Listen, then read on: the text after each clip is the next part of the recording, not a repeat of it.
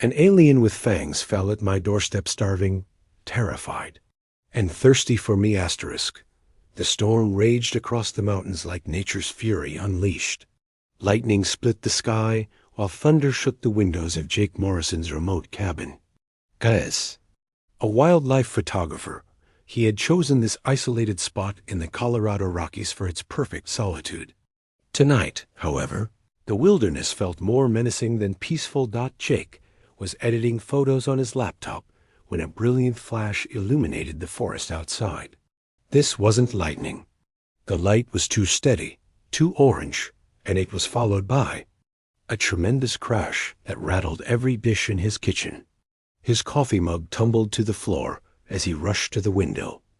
Through the driving rain, he could see an eerie glow emanating from deep within the pine trees. Something had definitely crashed out there, and it wasn't an airplane. The light pulsed with an otherworldly rhythm that made his skin tingle with unease. Grabbing his emergency kit and the strongest flashlight he owned, Jake ventured into the storm. The wind whipped through the trees as he followed a trail of broken branches and scorched earth. The metallic smell in the air grew stronger with each step, mixed with something sweet he couldn't identify. After 20 minutes of hiking through the treacherous terrain, he found the source of the disturbance. A sleek silver craft had embedded itself into a small clearing. Its surface gleamed despite obvious damage, and strange blue symbols pulsed along its hull like a heartbeat. Jake approached cautiously, his photographer's eye noting details that would normally fascinate him. But his scientific curiosity was overshadowed by a growing sense of unease. This was definitely not human technology. Suddenly, a section of the craft's hull hissed open, releasing a cloud of shimmering vapor. Jake instinctively stepped back, but froze when he heard a sound that made his heart race. It was a voice, feminine and desperate, speaking in a language he didn't recognize, but somehow understood the pain behind it. A figure stumbled out of the craft and immediately collapsed to the muddy ground. Jake's instincts overrode his caution as he rushed forward. The being before him was clearly not human, yet hauntingly beautiful. Her skin had a pale, almost luminescent quality that seemed to glow in his flashlight beam. Her hair was long and dark, with silver streaks that caught the light like starlight. When she looked up at him, her eyes were a deep emerald green that seemed to hold depths of ancient wisdom and current desperation. She wore what appeared to be a form-fitting suit made of the same material as her ship, but it was torn and damaged. Dark fluid seeped from several wounds on her arms and sides. Most striking of all were the small, sharp canine teeth visible when she gasped for breath. "Please," she whispered, and Jake was amazed to realize she was speaking English, though with an accent unlike anything he'd ever heard. "I need your help. They're hunting me, and I don't have much time." Jake knelt beside her, his basic first aid training taking over. "What's your name? What happened to you?" "I am Nixa of the Kerrigan bloodline," she replied, wincing as Jake examined her wounds. "My ship was damaged in an attack. I've been running for days, but my strength is failing. I need—" She hesitated, as if the words were difficult to say. "I need fresh blood to survive." Jake's eyes widened as the implications hit him. The fangs, the pale skin, the desperate need for blood. This beautiful, otherworldly creature was what humans would call a vampire. Nix's emerald eyes filled with shame and fear. "I understand if you refuse to help me. Most species do when they learn what I am. But please, don't let them find me here. They'll kill you too, just for having seen me." Jake looked at this remarkable being, injured and vulnerable, asking for his help despite expecting rejection. In that moment, something deep within him stirred. This wasn't just about helping a stranger in need. There was something about Nixa that called to him on a level he couldn't explain. "I'll help you," he said simply, beginning to roll up his sleeve. Moment Nix's lips touched Jake's wrist, Both of their worlds exploded into sensation. Jake had expected pain, perhaps weakness, but instead, he felt an incredible surge of energy flowing between them. It was like touching a live wire, but instead of pain, there was only warmth and connection. Nyxa's emerald eyes widened in shock. As she pulled back, her wounds were already beginning to heal at a visible rate, the torn flesh knitting itself back together. More surprising still, Jake felt stronger than before, more alert and aware of his surroundings. "This isn't possible," Nyxa whispered, staring at the small puncture marks on his wrist that were already sealing themselves. "Human blood should be incompatible with my kind. We've tested this before. It should have made me violently ill." Jake examined his wrist in amazement. Instead of the expected bite marks, there were two small crescent-shaped scars that seemed to pulse with their own inner light. "I feel different," he admitted, "stronger somehow, more connected to everything around me." Nyxa struggled to her feet, her injuries now completely healed. Her pale skin had taken on a healthy glow, and the luminescent quality had become more pronounced, making her appear almost ethereal in the flashlight beam. "Your blood," she said, reaching out to touch his face gently. "It's unlike anything I've ever tasted. There's something in your genetic makeup that's perfectly compatible with my species. This shouldn't be possible." The rain had stopped, and the forest around them seemed eerily quiet. Jake helped Nyxa steady herself as she tested her recovered strength. "We need to get you somewhere safe," he said. "You mentioned that someone was hunting you." Nyxa's expression darkened. "The Blood Court. They're the ruling council of my home world, and they've decreed that anyone who feeds directly from another sentient being must be executed. They created synthetic blood substitutes that they claim are sufficient, but they're not. Not for someone with my particular heritage." As they made their way back toward Jake's cabin, Nyxa explained more of her situation. Her clan, the Kerrigans, were descendants of the original sanguine race, the first of their kind to develop the ability to process life energy directly from other beings. Over millennia, her people had tried to suppress this ability, seeing it as primitive and dangerous. "I've been hiding among humans for the past 6 months," she continued, as they reached the warmth of the cabin. "Your species fascinated me. You're so different from us, yet there's something in your life force that calls to me." Jake poured hot coffee for both of them, noting that Nyxa seemed to genuinely enjoy the human beverage. "What made you crash tonight? Were you being chased?" Nyxa nodded grimly. 3 Blood Court enforcers found my location. I barely escaped, but they damaged my ship's navigation systems. I thought I was going to die alone in your wilderness." She looked at him with an expression that made his heart skip. "But then I found you." Jake felt drawn to her in a way he couldn't explain. It wasn't just her otherworldly beauty or the mysterious circumstances of their meeting. There was something deeper, a connection that seemed to resonate in his very DNA. "This thing between us," he said carefully, "it's not just the blood feeding." "Is it?"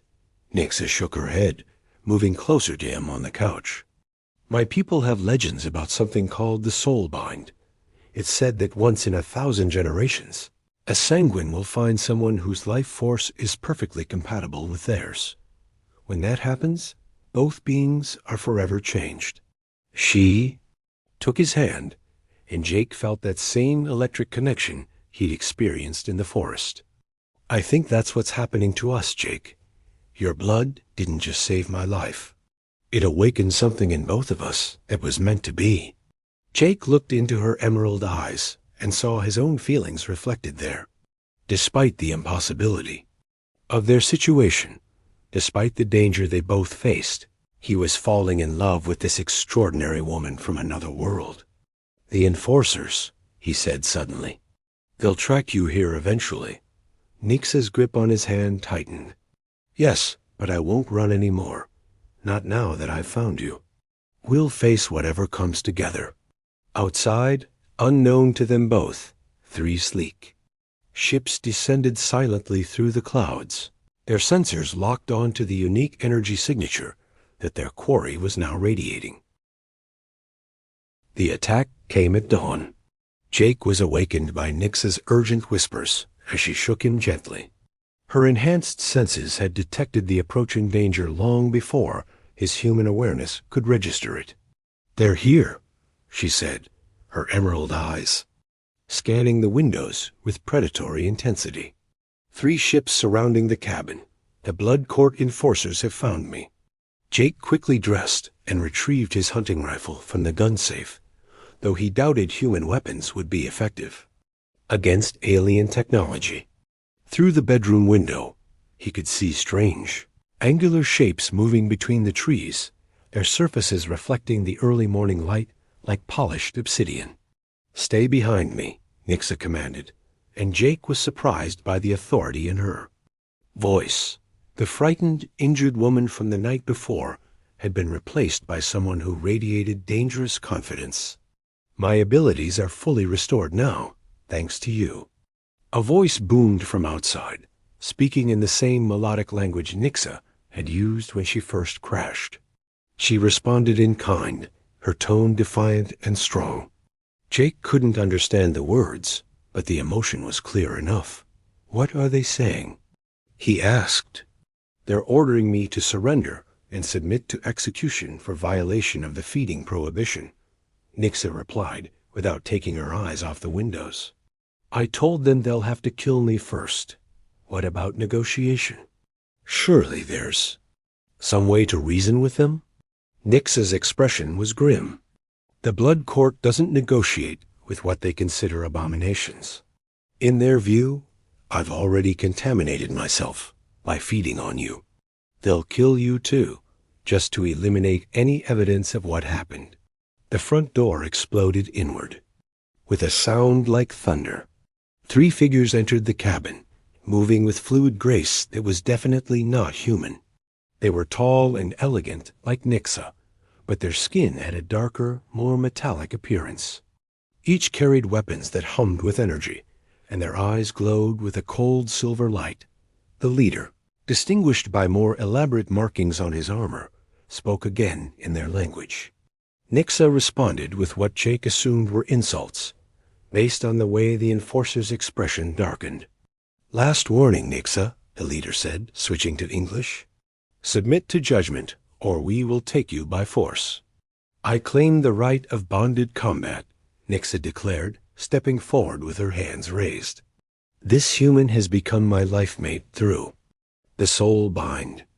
By the old laws, you cannot execute me without first defeating my bonded partner." The 3 enforcers exchanged glances, clearly surprised by this development. The leader studied Jake with newfound interest, his silver eyes taking in the crescent-shaped scars on Jake's wrist that were now glowing with a faint light. "Impossible," the enforcer said. "Humans cannot form the soul bind. Their life forces are incompatible with ours." "And yet here we stand," Nixa replied, moving to Jake's side.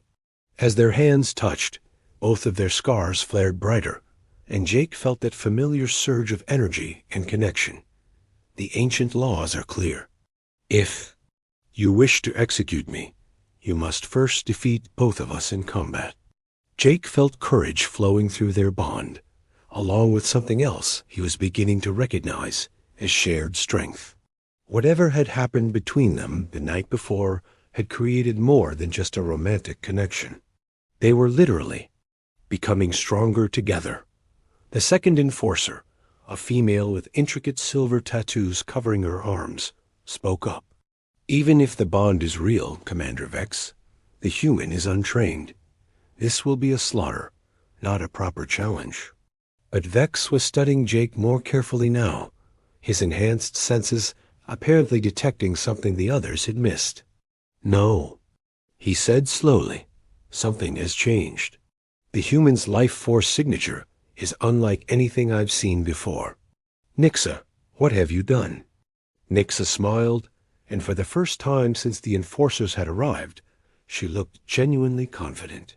"I found my true mate, Vex, and together We're going to show the blood court that their old fears about the soul bind were justified.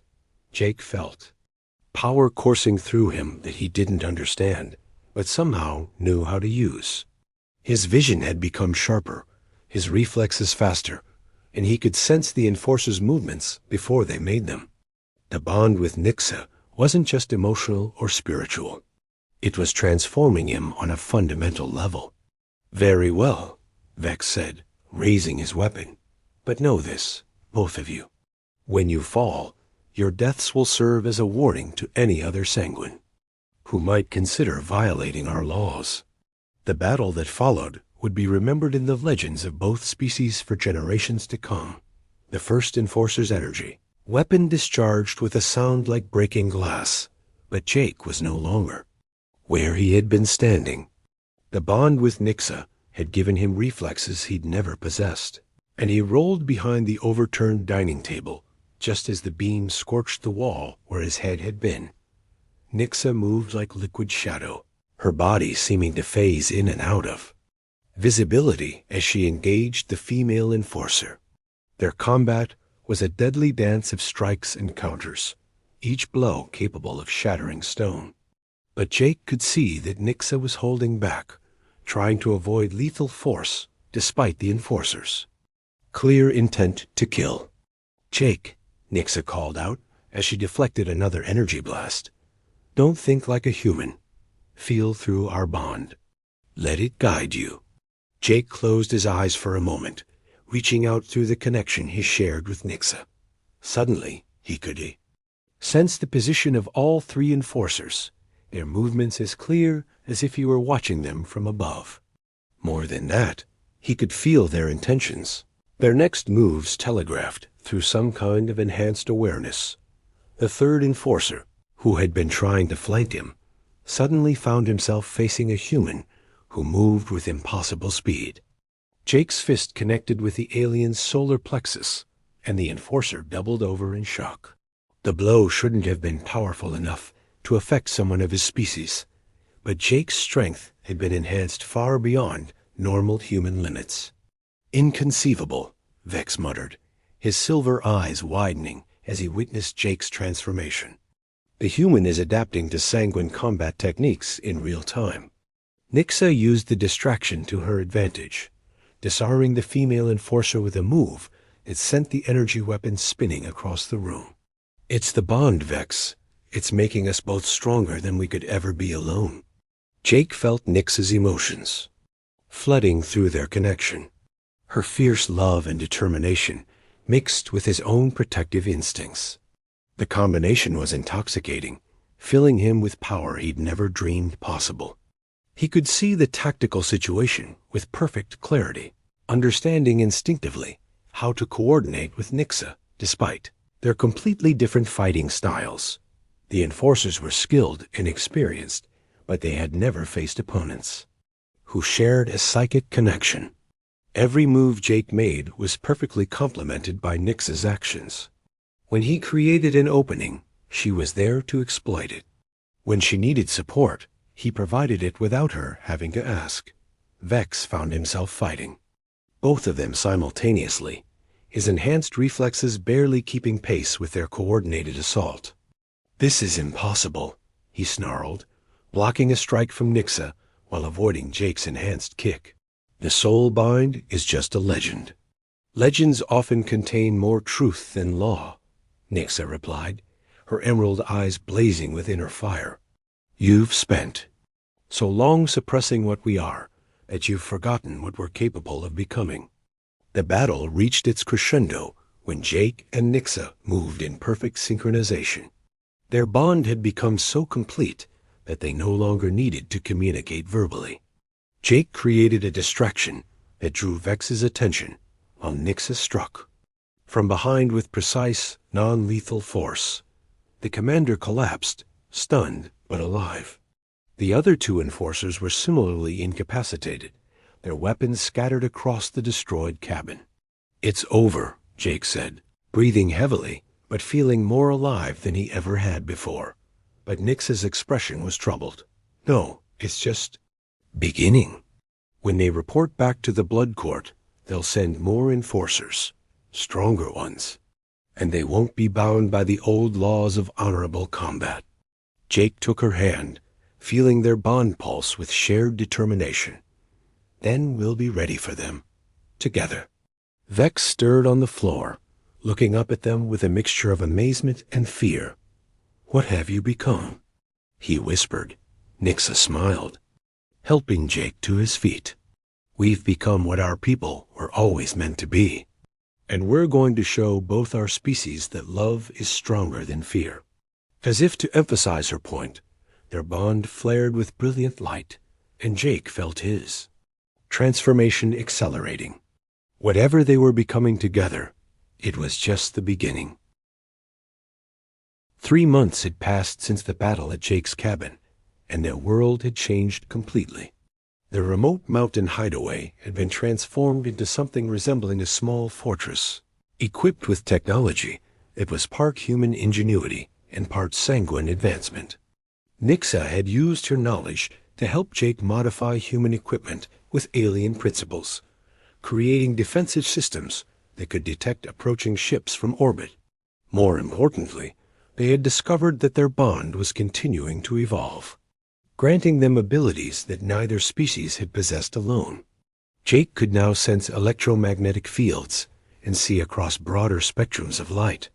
His strength had increased tenfold, and his reflexes were lightning fast. But perhaps most remarkably, he no longer aged at the normal human rate. The bond with Nixa was granting him something approaching her species' longevity.